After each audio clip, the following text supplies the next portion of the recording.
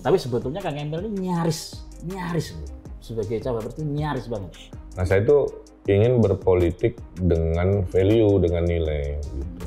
Jadi bisa saja tanda kutip terjadi perjodohan itu. Kang Emil ngerasa ditikung sama Mas Gibran nggak? Enggak lah. Nih, hidup adalah kompetisi kan. Ya.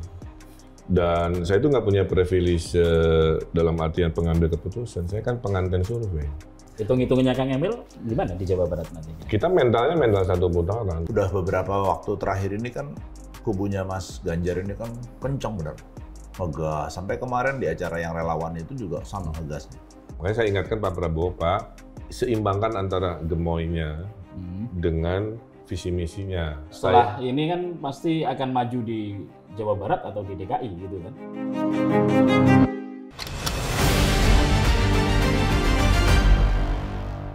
Bertemu kembali dengan Info A1 bersama saya Arifin Asdad dan Saya Ipang Wahid, kita membahas info jalanan dan info langitan.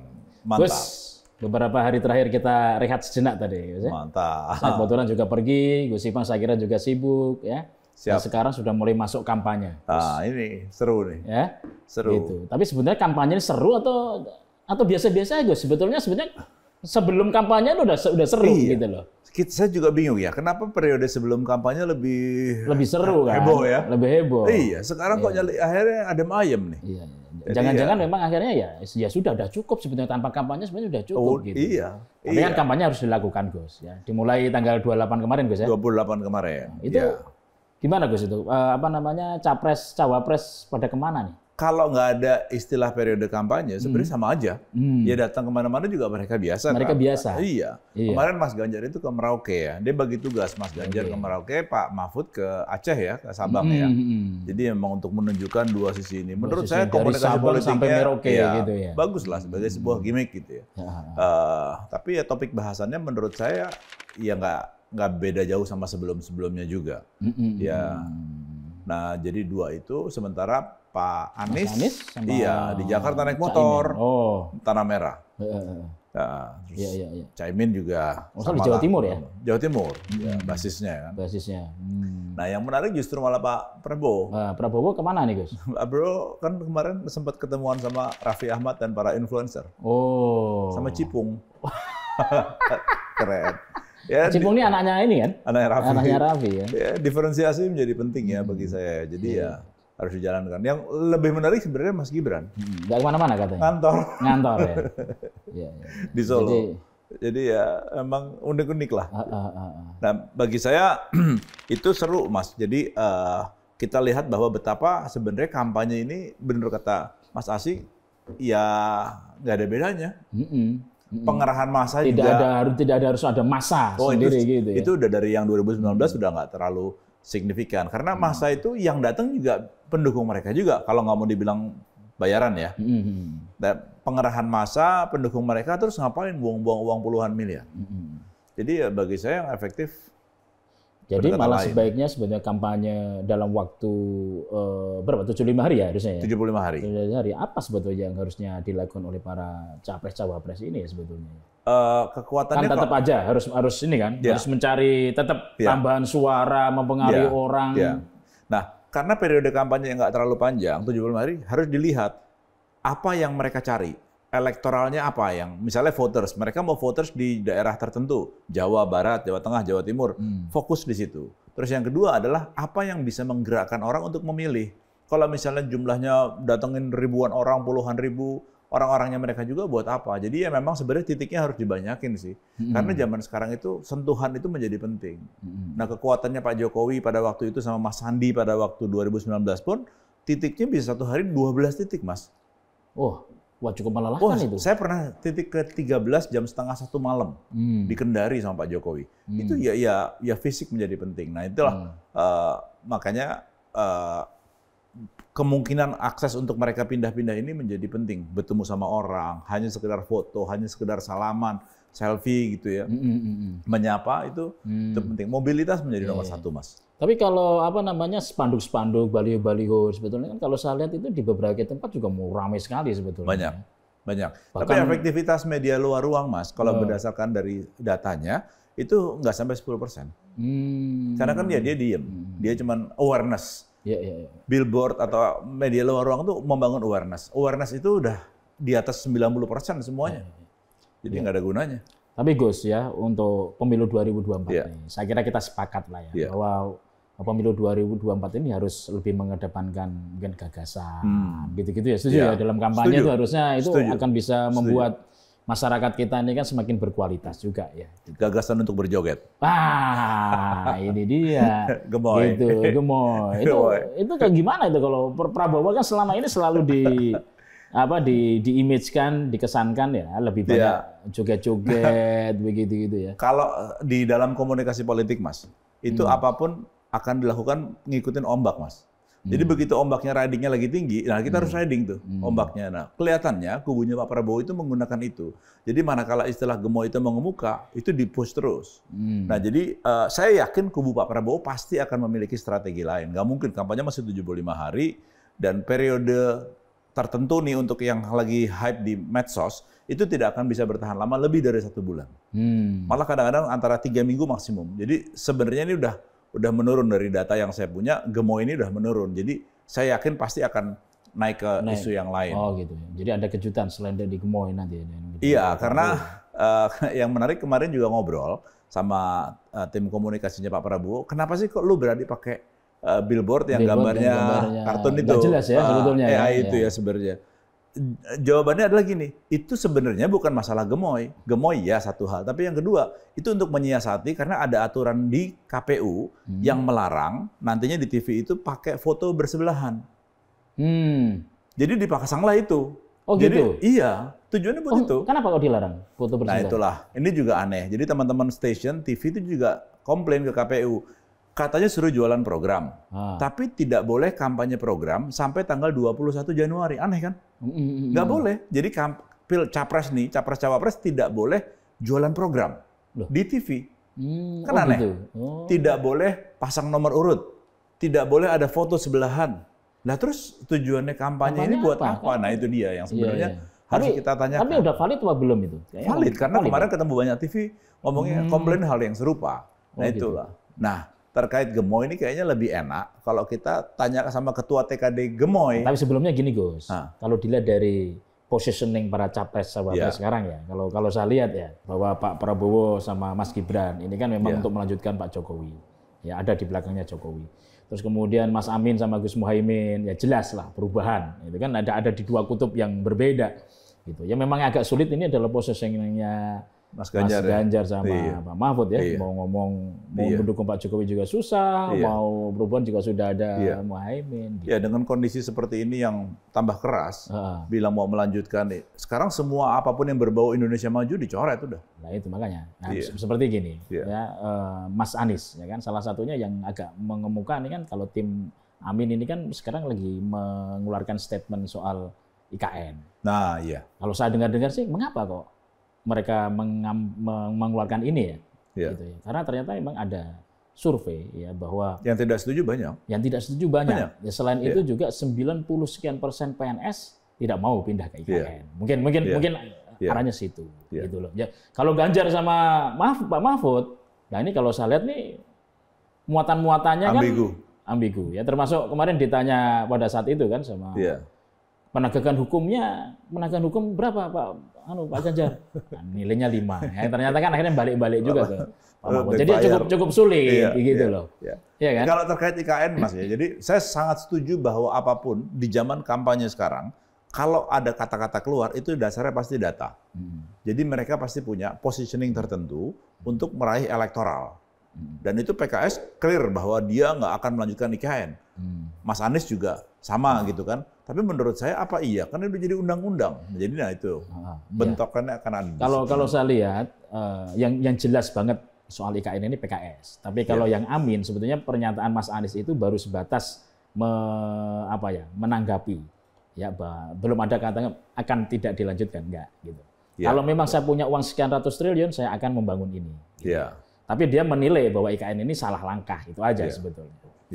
Tapi kalau menurut saya Gus yang Pak Prabowo sama Gibran, saya kira ini kan memang posisinya memang paling enak.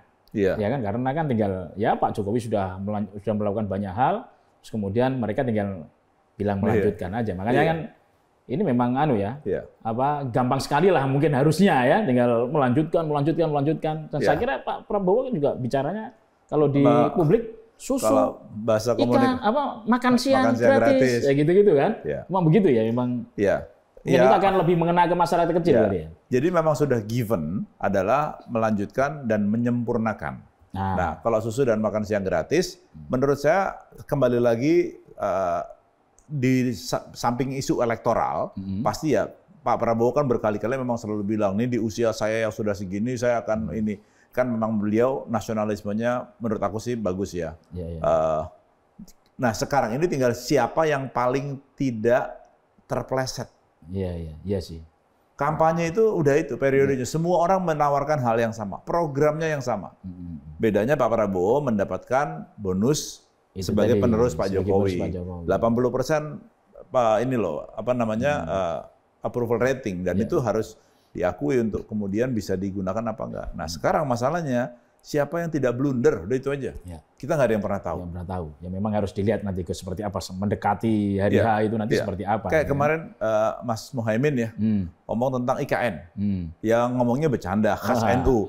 Tapi kan ngomongnya begini, lagi anak-anak di Jakarta tiba-tiba suruh ke hutan. Aduh. Itu kan ada damage elektoral. Nah, tapi nggak tahu Gus, mungkin menurut dia bisa jadi itu akan membuat bonus, ya kan? Tapi yang menarik Gus, ini masing-masing calon, masing-masing kontestan ini ingin menang satu putaran loh Gus.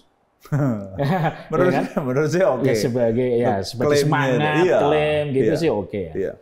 Gitu. Bagus kalau saya bilang. Dan yang paling mengkampanyekan satu putaran memang Pak Prabowo. Dan saya mungkin karena merasa surveinya paling tinggi gitu kan.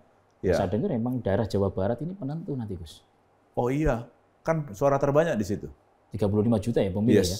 Dan katanya memang partisipasi publik ya, dalam pemilu tahun 2019 lalu itu nyampe 80%. Jadi sangat tinggi. Iya, tertinggi.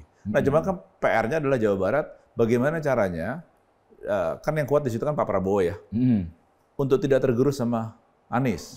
Sama Amin ini kan. Karena kan di Aceh udah kalah. Sumbar juga kepotong banyak. Di Riau juga lumayan lah. Nah, ini gimana caranya Jawa Barat tidak terambil banyak? Peran ketua TKD ini penting, Gus. Akan menjadi sangat penting. Dan saya kira dengan Kang Emil ya, Ridwan Kamil menjadi ketua TKD itu kita menurut harus saya tanya tepat dia strateginya. Apakah strateginya hanya joget, gemoy? Nah, kita tanya. Dan saya yakin Kang Emil sangat tahu Jawa Barat itu seperti apa. Dan kita juga udah lama banget nih pengen nanya tentang cawapres survei.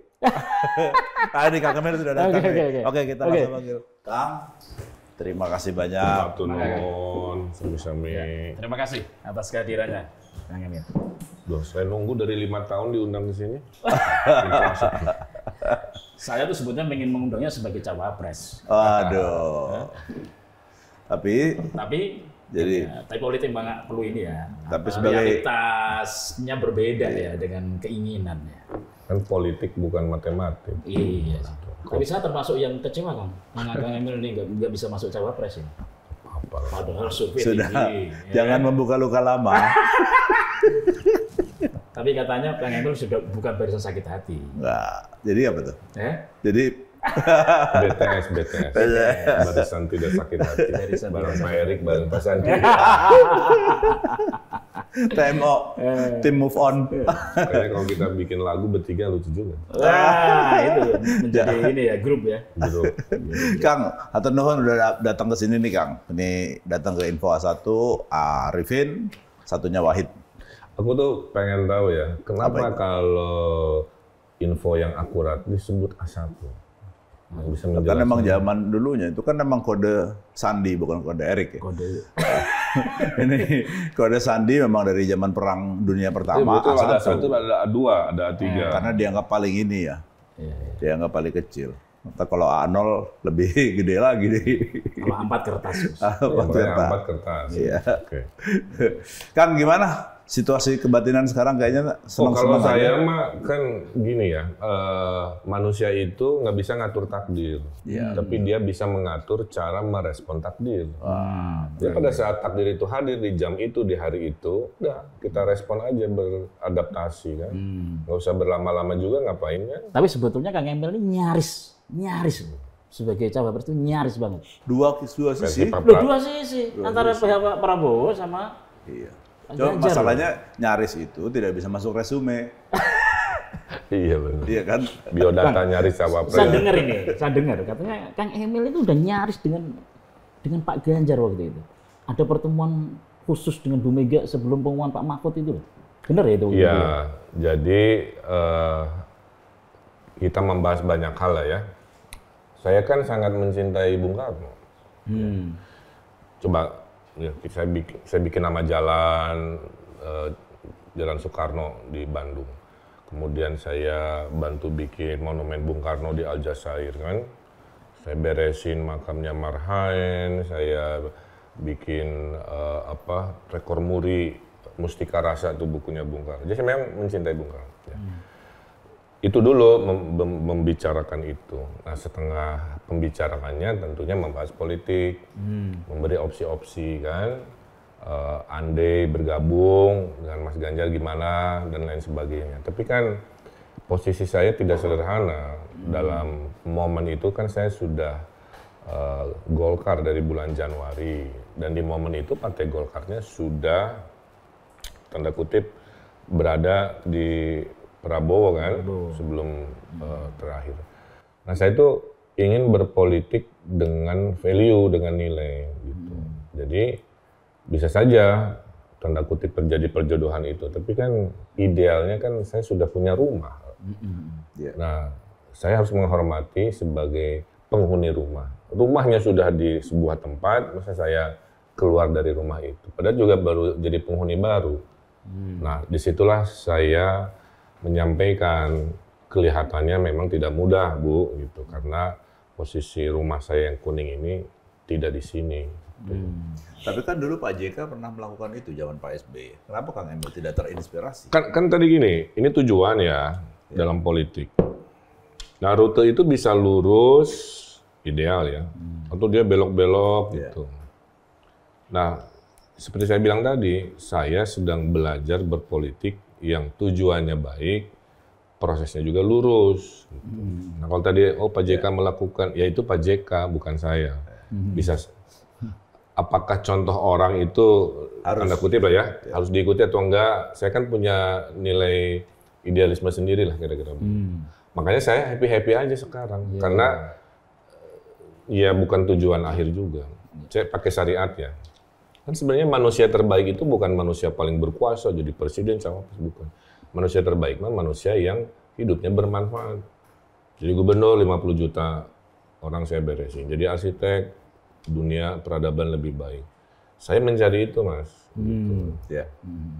Tapi kalau itu tercapai dengan cara yang baik, kan jadi inspirasi.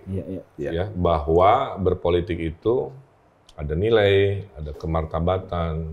Saya ingin tetap di situ dulu. Sebetulnya kalau Bu Mega memilih Kang Emil di Jawa Barat sangat menarik karena kan Kang Emil suaranya di Jawa Barat tinggi. Oh iya. Makanya sekarang jadi satu republik jadi presiden sendiri. Itu dia. Karena Jawa Barat penduduknya 50 juta, dua kali penduduk Australia, segede Spanyol, 1,5 kali Malaysia. Kang Emil juga sempat akan menjadi disampaikan oleh Prabowo juga nih, ya sempat akan menjadi calon wapres saya, Pak Prabowo itu. Value saya kan West Java Jawa Barat ya. Jawa Barat dihitung oleh dua-duanya gitu. Jadi kalau saya ada tentu kan langsung penambah luar biasa. Nah yang Pak Prabowo juga sama karena dari semua tanda kutip ya, cawapres survei gitu kan istilahnya. Ya memang sering di nomor satu. Nomor satu, Kang Emil. Tapi kan politik bukan matematik, matematiknya survei. Final decision politiknya kan tidak selalu berdasarkan survei. Ada hitung-hitungan lain-lain di luar survei. Tapi kalau sudah diputuskan, udah.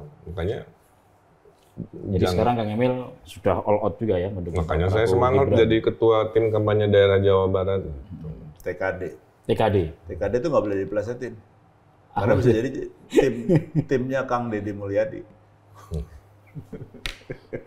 Rival terberat.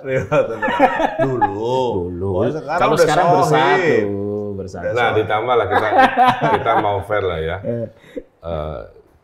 Kang Deddy ada di Prabowo, saya ada di Prabowo. Jadi kalau digabung kan juga melengkapi. Jadi luar biasa. Plus banyak. Bu Susi. Nah itu belum A1, saya nggak tahu. Apa sudah A1 belum? A1,2. Oh gitu. Kalau begitu harus kita panggil Bu Susi nanti ke sini. Betul. Iya. Kalau Bu Susi bisa gabung, walaupun saya dengar juga hawar-hawarnya begitu, ya Jawa Barat, Insya Allah lah ya. Karena menurut saya Jawa Barat itu justru penentu satu putarannya. Karena potensi Pak Prabowo menang besar, jangan sebut daerahnya lah ya, tapi di mana ceruk suara terbesar yang bisa diraih lagi dengan lebih optimis kan Jawa Barat. Bukan Jawa Tengah malah, Kang. Jawa Tengah kan terbagi lah. Jadi ada perebutan Jawa Tengah betul. Iya. Tapi fight-nya kan keras lah. Kalau Jawa Barat itu lebih soft. Jadi memperbesar prosentasenya menurut saya jauh lebih mudah di Jawa Barat.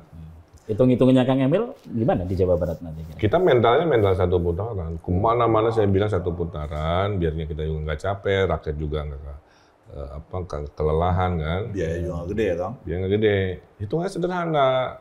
Asal Pak Prabowo menjaga suaranya seperti 2019 aja, 60% lah ya. Kan ditambahi suara Pak Jokowi yang memilih Jokowi bukan memilih partainya kan, tapi memilih Pak Jokowi.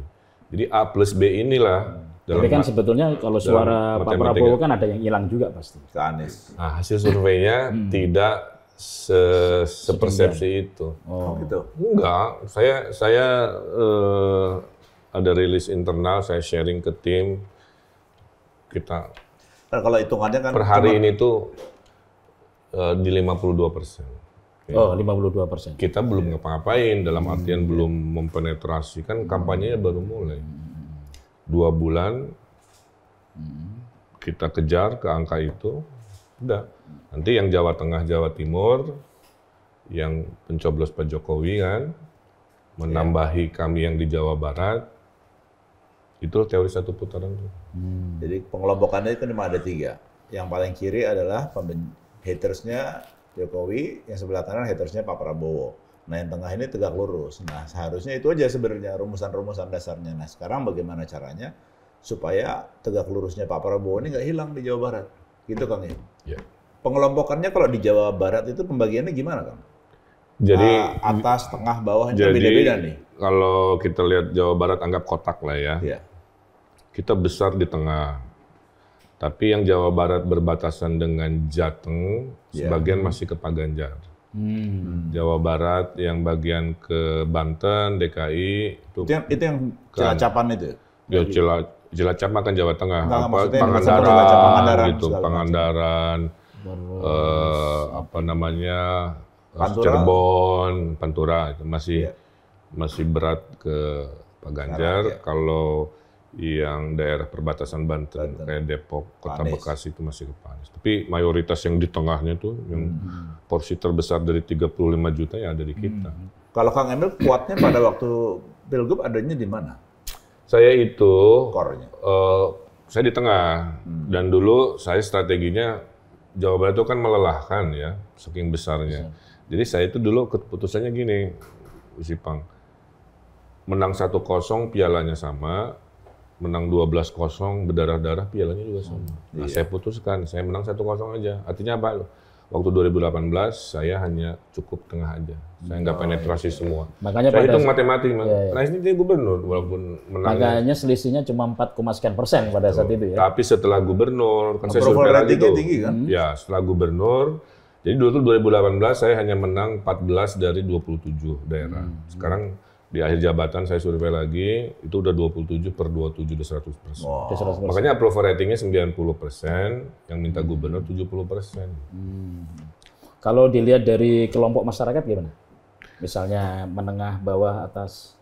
Jadi kelompok di Jawa Barat itu yang mayoritas pemilih Pak Prabowo itu ada di kelompok pendidikan menengah ke bawah. Yang menengah ke atas banyak juga, hampir seimbang, tapi lebih banyak Amin, Pak Anies dan Pak Muhaimin. Gitu. Kalau dari usia ya, dari tingkat pendidikan. Menengah bawah ya? Menengah bawah. Ganjar nggak kebagian Ganjar? Iya, ya memang datanya begitu, mohon maaf ya. Jadi ada, tapi porsinya cukup lah. Nah, yang jadi menarik adalah di data kita, faktor Gibran itu ternyata nggak terlalu jadi masalah. Jadi dibandingkan 3 cawapres itu di data penolakannya maksudnya? Penolakan dan penerimaannya. Jadi mohon maaf ya, saya buka data apa adanya, nanti silakan dikonfirmasi. Di data kita itu keterkenalan Mas Gibran 60%. Iya. Cawapres yang lain masih 40-an ke bawah. Nah, dari 60% yang suka terhadap sosok Mas Gibran itu juga mendekati 60-an. Apa yang menyebabkan Gibran lebih dikenal? Ya tentu karena intensitas berita dibanding cawapres yang lain kan. Bukan karena anak presiden ya? Itu juga lah. Ya itu yang saya sebut takdir ya, suka tidak suka ya bertakdir sebagai anak presiden ya itu terima aja kan. Tapi poinnya adalah isu proses Mas Gibran dan sebagainya itu kalau di grassroots nggak terlalu, itu hasil surveinya membuktikan itu. Tidak mempengaruhi? Tidak mempengaruhi. Jadi kesukaannya tertinggi. Jadi nggak ada nepotisme itu nggak bunyi di bawah mah. Di dalam seminar, di dalam perbincangan elit mungkin iya, tapi di tukang beca, di apa, mereka tuh ekonomi. Kan? Ekonomi identik membaik, Pak Jokowi, infrastruktur membaik, dan sebagainya. Jadi poin saya adalah yang riuh dan bising di media misalkan ya, kadang-kadang pas disurvei tidak sebangun dengan yang ada di lapangan. Tapi itu sebenarnya data Jawa Barat itu. Sebenarnya sebagai Kang Emil ini kan sebagai ya tadi ya ingin berpolitik dengan etika, dengan nilai ya, dan juga Kang Emil ini dengan tokoh juga pro demokrasi. Sebetulnya melihat kemarin prosesnya Gibran itu memang ada masalah atau enggak? Menurut saya patokan nomor 1 kan aturan formal. Aturan formalnya menyatakan boleh, udah selesai di situ. Kalau aturan formalnya menyatakan tidak boleh dan dipaksakan, mungkin ya luar biasa lah ya. Jadi dengan peta kayak begitu, Kang Emil ya, jadi yang persoalan soal ini yang nggak usah dibahas aja sekarang gitu ya. Kalau ketemu misalnya konstituen saya itu selalu bicara begini, udahlah yang masa lalu mau udah lewat gitu tuh. Bahwa Mas Gibran anak presiden, ya udah takdirnya memang anak presiden, mau gimana lagi, jangan dibahas kenapa-kenapanya kan. Nah sekarang tinggal gunakan haknya, kalau suka dipilih, nggak suka jangan dipilih gitu. Nah, tapi tadi saya cuma menceritakan data, ternyata di data saya itu bikin kaget juga. Ternyata kesukaannya tinggi gitu. Jadi artinya mayoritas Jawa Barat yang diwakili responden itu tidak melihat isu itu ya sebagai hal yang mengurangi minat mereka mencoblos Prabowo Gibran itu. Kang Emil ngerasa ditikung sama Mas Gibran nggak? Enggak lah. Nih, hidup adalah kompetisi kan. Ya. Dan saya itu nggak punya privilege dalam artian pengambil keputusan. Saya kan pengantin survei. Jadi namanya selalu ada, alhamdulillah baik kan gitu. Tapi survei baik saja kan tidak cukup. Karena yang menentukan itu bukan survei. Jadi dalam perjodohan itu yang menentukan bukan survei, yang menentukan adalah maaf ya kesepakatan para decision makers. Pak Jokowi, Pak Prabowo, Bu Mega, Pak Surya Paloh, Caimin itu. Ada garis tangan, ada campur tangan. Itulah kalau bahasa saya politik bukan matematik kan. Matematikanya survei bagus. Tapi kan bukan matematik. Ada hitungan lain tadi. Nah, jadi saya tidak merasa ada tikung menikung. Ada satu lagi dari 2 tadi, buah tangan. Buah tangan. Tapi sebetulnya dari sisi kualitas kan harusnya Kang Emil lebih berkualitas lah. Demokrasi tidak selalu memilih orang-orang berkapasitas, orang-orang pintar, orang cerdas. Demokrasi yang kita pilih adalah memilih orang yang disukai. Jadi untuk dipilih, Anda tidak perlu pintar dalam era demokrasi hari ini ya. Cukup Anda itu disukai. Makanya mau Anda background-nya apa, selama disukai, faktor utamanya itu. Disukai karena penampilan, disukai karena pencitraan, disukai karena bagi-bagi wani piro duit, misalkan ya, money politik yang sebenarnya tidak kita sukai. Jadi demokrasi hari ini kan memilih. Makanya ada proses di kebudayaan lain yang memilih pemimpin itu tidak dengan demokrasi kan, tapi dengan berembuk. Tokoh-tokoh memilih bisa juga. Nah, bagaimana Kang Emil kemudian merespons? Saya yakin Kang Emil punya banyak lah kawan-kawan yang dulu pendukung Pak Jokowi yang sekarang gara-gara itu kemudian jadi tidak suka Pak Jokowi ya terkait dengan proses ini. Pak Kang Emil akan menjelaskan ke mereka dengan bahasa seperti apa sih dengan terpilihnya Gibran? Ya, saya gini, kadang-kadang ya politik itu dulu lawan, sekarang jadi kawan. Dulu kawan jadi lawan kan bingung. Selalu gitu. Persis kayak klub sepak bola lah gitu. Dulu pemain Persib, sekarang pindah ke sana jadi lawan. Dulunya dieluk-elukan di sini. Asal jangan MU aja, Kang. Itu sepakat. Nah, City atau MU? Saya Liverpool. Jadi pertama poin saya itulah politik. Politik itu kan kepentingan. Di dalam kepentingan masa lalu itu menjadi tidak penting. Masa lalu berpisah, tiba-tiba bersatu. Masa lalu bersatu, sekarang berpisah. Nah, menjelaskan proses ini juga sama tadi. Bahwa proses ini ada legalitas hukumnya. Dan sudah takdirnya. Tinggal Anda yang tidak suka silahkan menyuarakan dengan argumentasinya. Kalau Anda merasa ini suka dan ini takdirnya, ya hayu. Gitu. Nah, menurut saya setiap orang yang berkontestasi punya kapasitas. Perbedaannya punya label-label tambahan. Mas Gibran itu berkapasitas, sekolahnya juga di mana di Australia kan, dan lain sebagainya. Nggak mungkin lah kalau nggak berkapasitas. Kebetulan takdirnya anak presiden, itu menambahi kekuatan dari kapasitas. Maka saya selalu bilang pilih pemimpin muda itu karena kapasitasnya, bukan di luar kapasitasnya. Kalau di luar kapasitas hanya menambahi bonus, Mas. Oh, Anda pinter, cocok jadi pemimpin. Ditambahi Anda tuh ganteng, ditambahi Anda tuh kaya, ditambahi tuh Anda tuh apa gitu kan. Nah itu isi bonus. Tapi yang utamanya ya dia punya kapasitas. Gitu.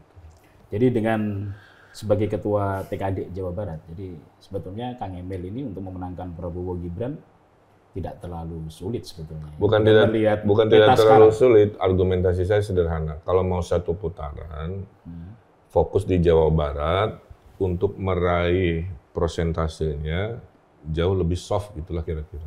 Tapi Kang, terminologi satu putaran itu kan memang untuk relawan bagus, tapi untuk sebagian orang akan bukannya malah jelek ya, karena terkesan jumawa, terkesan wah ini menghalalkan segala cara. Gimana menurut Kang Emil? Kalau dalam kompetisi kayak kita tinju tuh, gitu. Itu kan saywar aja kadang-kadang kan. Nah, saya menyuarakan satu putaran itu sebenarnya supaya mental kita itu fokus energinya berlipat-lipat di Februari ini gitu. Mendingan sekarang nggak tidur daripada nanti harus berpanjang-panjang kan. Plus gitu. Bukan soal jumawa tidak jumawa, data menunjukkan mungkin. Kalau saya mah kan orang data, good data, good decision. Saya nggak mungkin berstatement tanpa data kan. Data per hari ini menunjukkan potensi itu ada. Kan di survei nasional juga udah 40, rata-rata kan. Berarti kan ngejar 10%. Saya lagi ngitung menuju tambahan 10%, Jawa Barat bisa nyumbang berapa. Itu sangat ilmiah. Oh di sini dan sangat mungkin menurut Kang Emil. Sangat mungkin. Dan itu ditentukan oleh Jawa Barat. Gitu ya. Karena lupakan nama provinsi lah ya.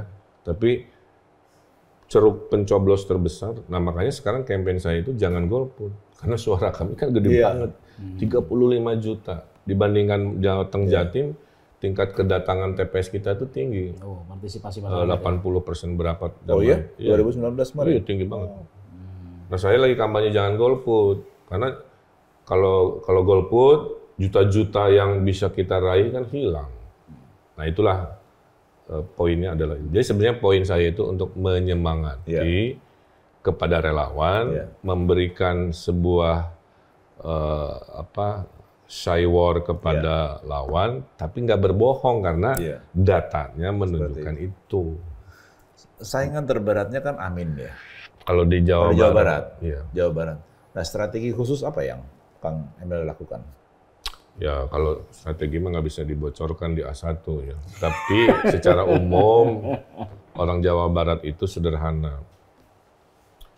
Nggak bisa hanya modal balik. Orang Jawa Barat itu ingin tatap muka, ingin salaman, ingin diketok pintunya, ingin hatur nuhun. Maka perintah saya, kampanye terbaik kita itu datangi warga. Jangan hanya main udara, maaf ya, jangan hanya main baliho, datang. Itulah kenapa caleg-caleg si koalisi Indonesia Maju itu adalah pasukan yang paling, karena mereka butuh juga kan. Iya. Maka saya bilang, kalau kamu datang ke warga, sebutkan 3 kalimat ini. Pilihlah saya, karena dia caleg kan, pilihlah presidennya Prabowo Gibran, dan pilihlah partai saya gitu. Udah saya latih tuh kalimat itu. Iya. Dengan narasi yang berbeda-beda kan, maaf ya. Karena isu di desa pemilih dengan isu di kota beda. Jadi pas ngomong ke desa jangan sama. Gitu. Dengan cara itu artinya sebetulnya, dengan cara tadi Kang Emil ya, sebetulnya itu juga akhirnya membuat mesin partai politik akhirnya jalan. Jalan. Saya kasih gratis balihonya, saya cetakin sendiri, asal ada gambar Pak Prabowo-nya. Kalau caleg itu masang spanduk, ada wajah Pak Prabowo, Mas Gibran misalkan, itu spanduknya ditanggung TKD. Saya se-invest itu. Sehingga mereka menghemat. Sejauh ini gimana Kang? Partai-partai politik yang di koalisi kompak. Tadi malam baru rapat. Oh gitu. Ramai. Kenapa? Kompak karena saya taktis gitu. Saya bilang kita mau menang disiplin. Orang kayak main bola, nggak taat pelatih, semua keringetan nendang bola, tapi nggak menang-menang kan. Harus taat. TKD bilang kiri-kiri. TKD bilang hashtag minggu ini A, tolong A. Kata TKD, kamu mas silaturahmi tokoh, kekuatannya, kamu bikin event, dan eventnya harus di sana, bentuknya apa. Kita lagi nggak mudah ya, tapi mereka mempercayai saya untuk mengomandoi strategi sedetil itu. Dan saya yakin nanti tiap 2 mingguan kita survei harusnya lebih baik. Kemarin waktu ketemu sama Pak Prabowo di Bandung, bicaranya banyak yang menarik-menarik atau cuman umum aja?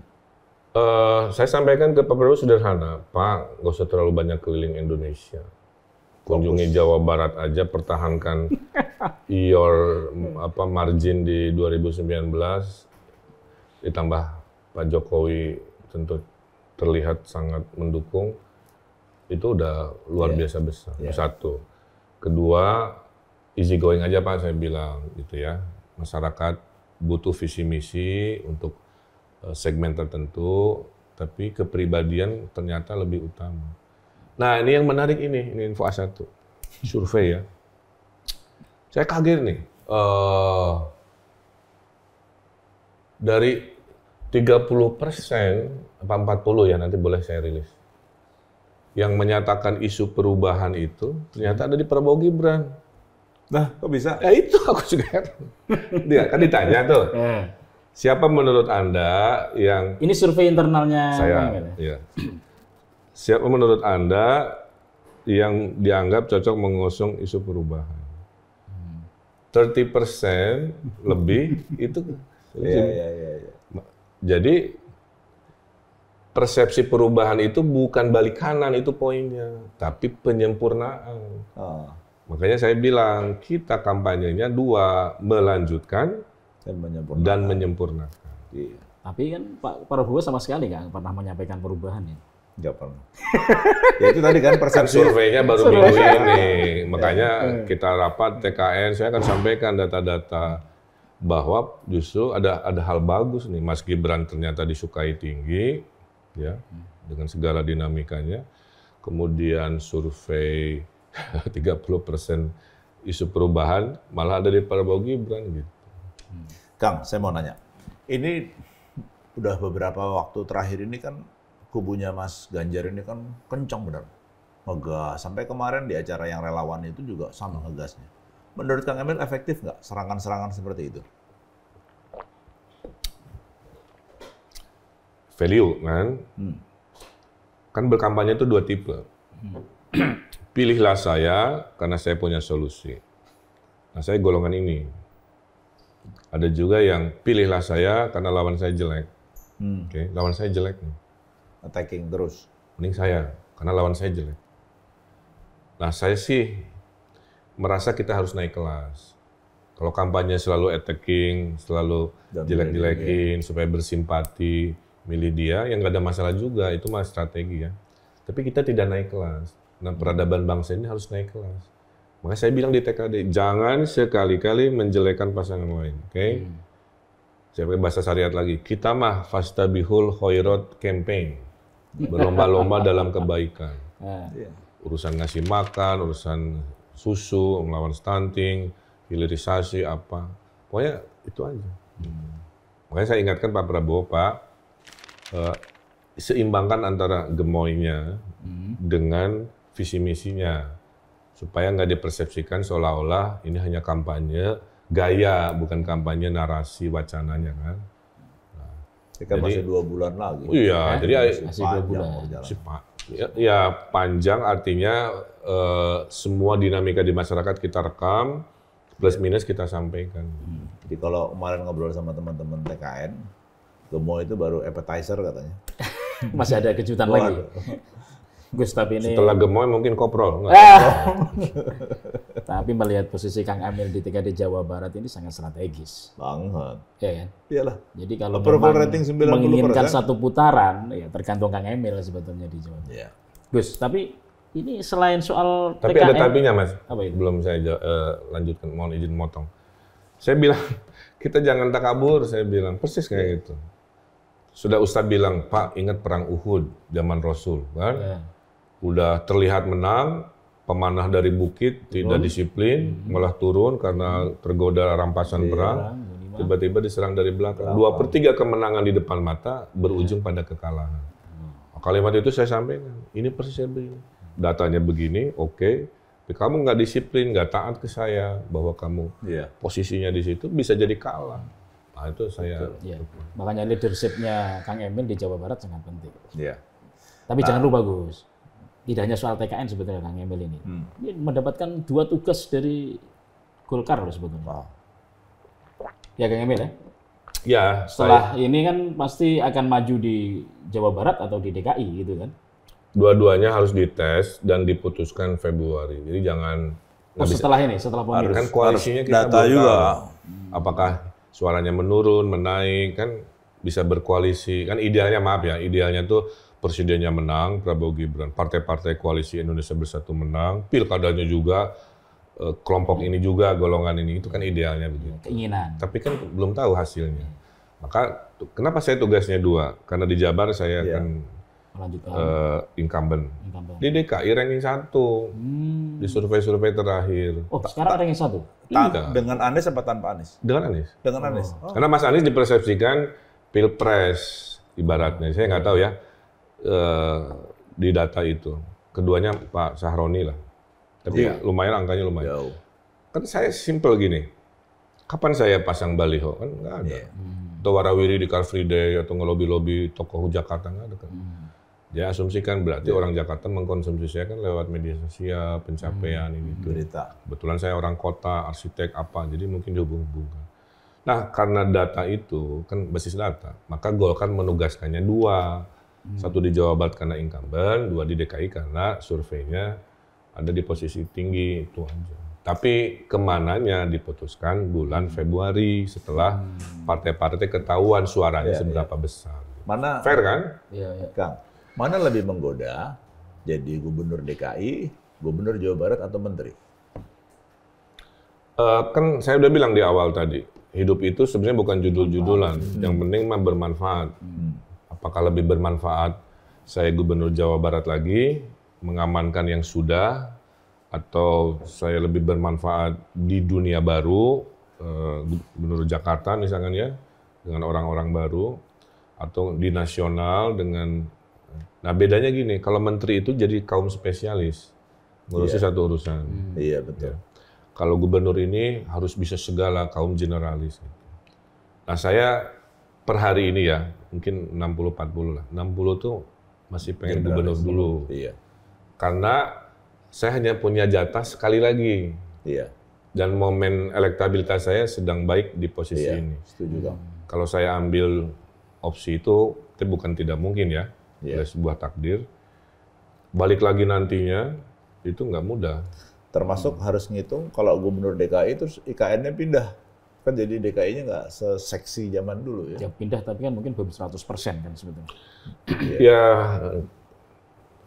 kalau bahas IKN mau panjang kali lebar dan saya punya pandangan. Tapi Gus, kalau di DKI, route untuk ke presiden mungkin akan lebih lebih cepat kan. Iya, sebenarnya saya kira kan peluang Kang Emil juga 2029 pasti akan sebenarnya masih ada. DKI peluang presiden itu tuh matematik juga ya.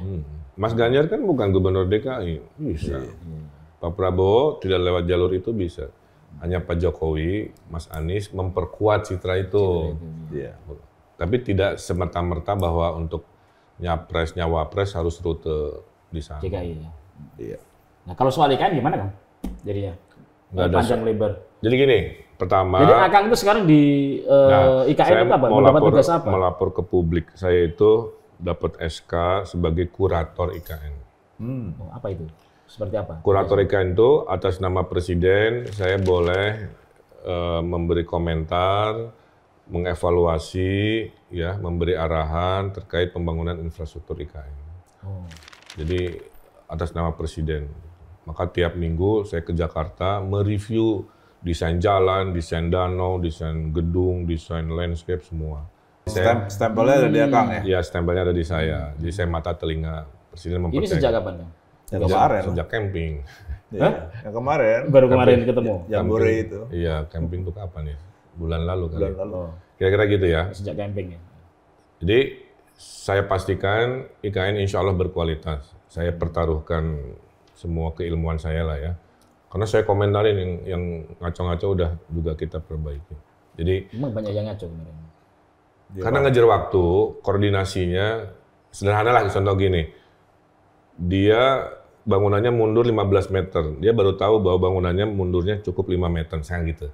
Sesederhana itu kan terjadi dinamika. Seteknis itu ya? Ya, saya ingetin lagi. Berarti Kang Emil punya tim dong sekarang untuk kurator ini, sebagai kurator? Enggak, saya individu aja. Individu aja? Kerjanya saya dibayar untuk berkomentar. Oh, dibayar? Bayar ya? Bayar. Enak ya jadi arsitek ya? Nah, karena bukan gubernur.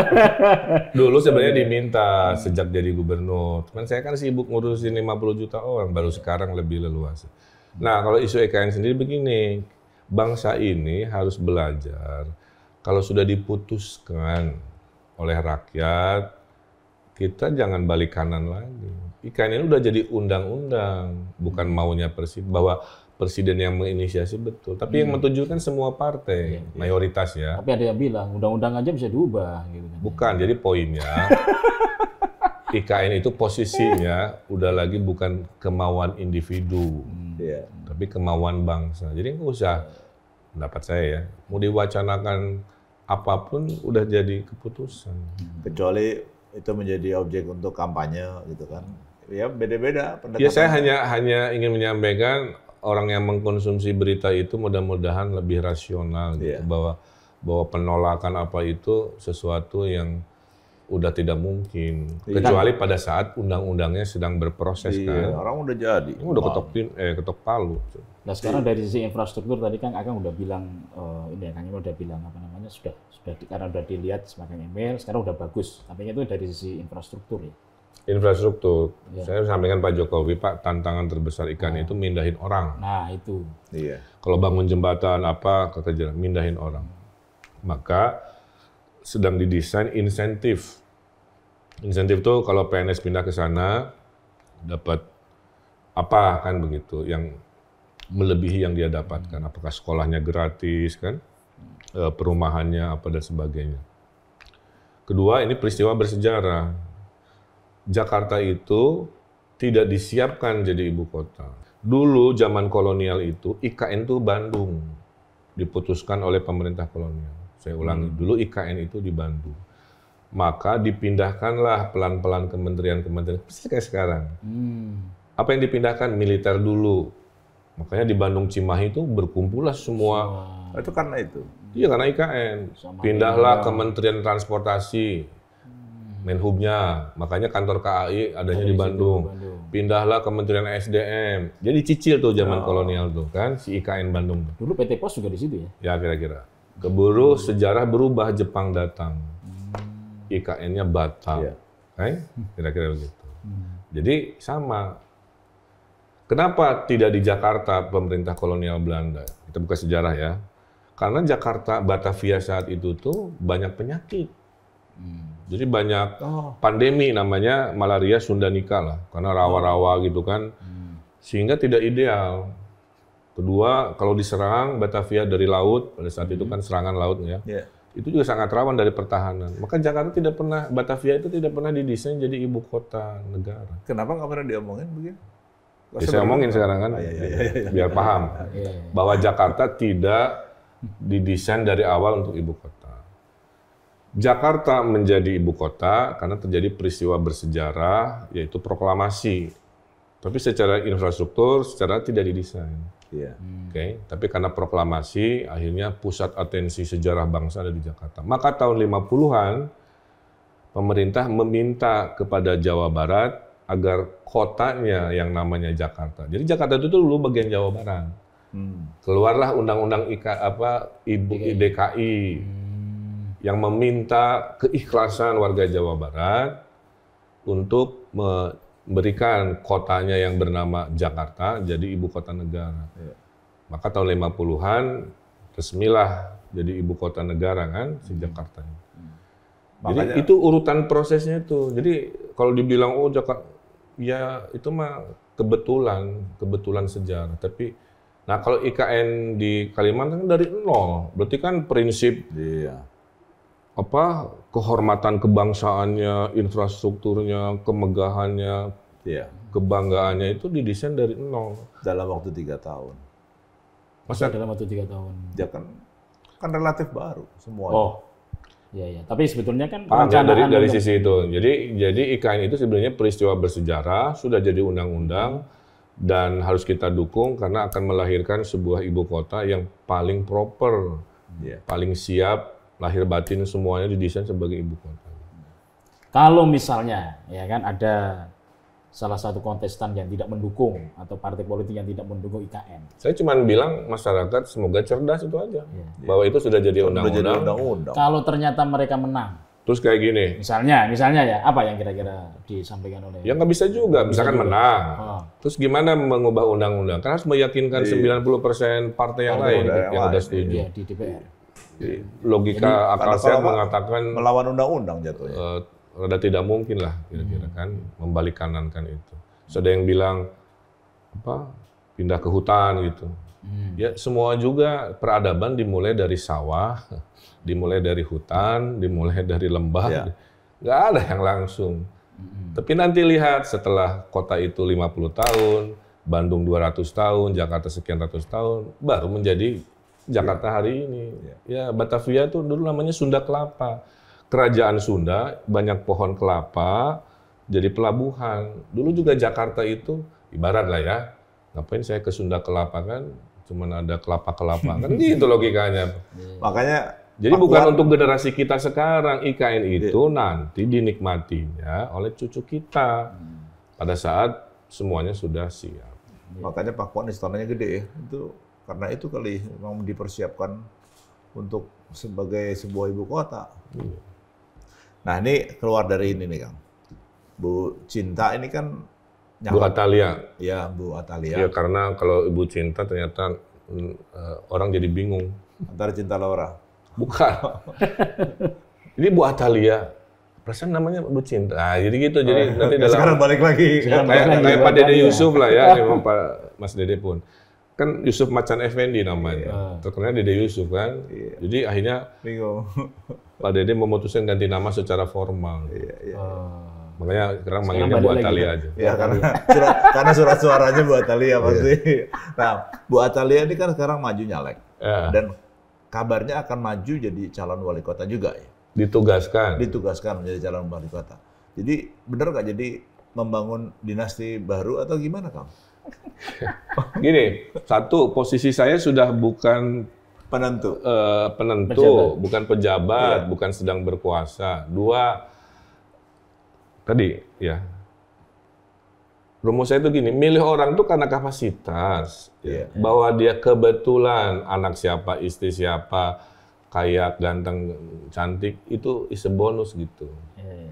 Sekarang pertanyaannya dibalik, istri saya punya kapasitas enggak? Punya dong. Doktor. Iya. Oke. Menguasai dulu ketua organisasi, hampir 12 organisasi. Sangat aktif. Dari kerelawanan, dari ketua pramuka, dari gitu. Jadi ini kan takdir seorang individu bernama Atalia, kira-kira gitu ya. Yang dengan kapasitasnya sudah teruji memimpin banyak organisasi. Kebetulan mau ikut kontestasi demokrasi. Tidak ada hukum yang dilanggar, hanya kebetulan dalam sejarahnya istri Ridwan Kamil kan begitu. Beda kalau gini ya, oh dia istri Ridwan Kamil dipaksa, padahal nggak punya kapasitas. Senangnya di rumah, nggak ngurus publik, beda. Nah itu baru menurut saya masuk kategori seperti itu. Elektabilitas berapa kan? Tinggi lah. Teh Atalia. Kalau Pilwakut ranking 1, dulu zaman Pak Yana Mulyana masih ada aja, susul menyusul. Sekarang Pak Yananya kan nggak ada. Ya. Jadi tapi tadi saya bilang kita akan fokus pileg dulu Februari. Kan nanti kalau terpilih DPR kan. Nah, keunikan pemilu itu pelantikan DPR-nya itu nanti setelah pilkada. Jadi biasanya kan orang mau pilkada mundur DPR. Kalau ini rata-rata yang mau ikut pilkada nggak usah mundur karena memang belum dilantik. Jadi bisa nanti kejadian pilkada menang, pileg menang. Terus tinggal memutuskan mungkin. Tapi cukup menarik begini. Cukup menarik gue sih Bang, menarik begini. Ya, begitu Teh Atalia maju pilkada, kota Bandung, ya di kota Bandung, Kang Emil maju gubernur Jabar. Nah itu nggak mungkin. Kita udah janjian. Oh udah nggak mungkin. Jadi saya buat Atalia itu hanya akan maju diridoi oleh suaminya kalau kita tidak ada konflik of interest. Kalau saya gubernur Jabar, istri saya wali kota Bandung, gimana ngebahas APBD di kamar? Jadi artinya nanti kalau misalnya Teh Atalia masuk sebagai wali kota Bandung, Kang Emil harus di DKI Jakarta. Jakarta aja Kang. Kalau saya gubernur Jabar lagi, buat Atalia fokus di DPR. Oh gitu ya, janjiannya begitu ya? Kan tadi saya tuh mencoba seminim mungkin tidak ada nilai-nilai demokrasi yang tidak baik dipertontonkan. Iya. Masa diskusi APBD di kamar kan nggak seru. Kejadian di Papua loh. Iya. Bupatinya, suaminya, ketua DPRD-nya, istrinya. Terus ngebahas APBD ya selesaikan aja di kamar. Nggak seru ah. Jadi model-model cara berpolitik Kang Emil ini sebetulnya masih. Poin saya ingin menjadi berada di koridor itu supaya anak-anak muda ke bawah tuh melihat demokrasi itu baik loh, caranya juga insya Allah baik. Iya, artinya kan memang harus ditampilkan seperti Kang Emil seperti ini, gitu kan. Semakin banyak yang menampilkan kayak begitu, harus semakin baik ya. Ya kira-kira gitu. Oke, Gus. Udah lama lebih kita. Wah, keras. Semoga ikhtiar Kang Emil ini sukses lah, lancar ya, dimudahkan ya. Iya. Yang penting mah siapapun yang ditakdirkan terpilih memimpin negeri ini kita dukung. Walaupun tidak dicoblos tapi takdirnya ada. Dulu juga saya nggak nyoblos Pak Jokowi ya. Takdirnya Pak Jokowi presiden terima aja. Nah, kita hanya berdoa aja mudah-mudahan satu pemilunya damai kan. Kemudian yang dikampanyekan bukan kampanye negatif atau black campaign tapi kebaikan, solusi kan begitu. Plus sudah ada garis tangannya. Dalam syariat Islam kan sudah ada tuh. Qulillahumma malikal mulki tu'til mulka man tasya wa tanzilul mulka mimman tasya. Allah berikan kekuasaan kepada yang Allah kehendaki. Kalau sudah dikasih mau manusia berkonspirasi menolak nggak bisa juga. Jadi terima aja, kompetisi dengan baik, setelah itu berdoa siapapun yang terpilih membawa Indonesia jadi negara lebih maju. Tapi kalau bisa nomor 2 ya lebih bagus. Kang, tapi terakhir dari saya. Kalau akhirnya terjadi 2 putaran, Kang? Ya nggak masalah juga. Nggak masalah. Kemudian kalau 2 putaran itu isunya lebih pada di level elit akan ada nego-nego yang rumit, di level bawah ada hitungan-hitungan pindahnya kemana. Ya, tadinya berantem jadi berteman gitu aja. Kemungkinan nomor 3 sama nomor 1 nanti bisa. Dalam politik mah serba mungkin. Serba mungkin. Tergantung tidak matematik. ngedilnya apa. Kang, terima kasih banyak Kang udah datang ke sini jauh-jauh dari Bandung. Sukses selalu. Semoga dilancarkan. Kapan-kapan kita bahas yang lain-lain. Baik. Terima kasih. Nun, Kang. Nun. Yep.